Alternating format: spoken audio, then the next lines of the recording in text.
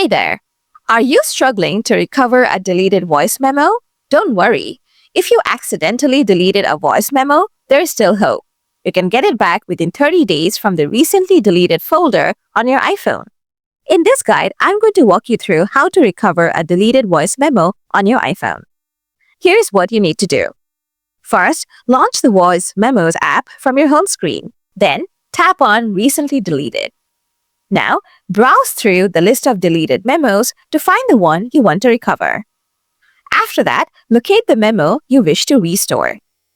Tap on the memo you want to recover to open it. Then hit Recover. A prompt will pop up asking if you're sure. Confirm your choice by tapping Recover Recording. Finally, after recovery, go back to your All Recordings folder and you should see the restored memo there. Important note, remember, memos in the recently deleted folder are kept for only up to 30 days. After that, they're permanently gone.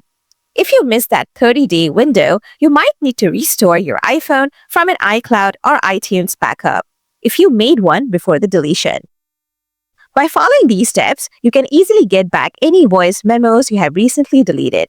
If you're looking for more handy tips and tricks like this, make sure to stay tuned to our channel. Happy recovering!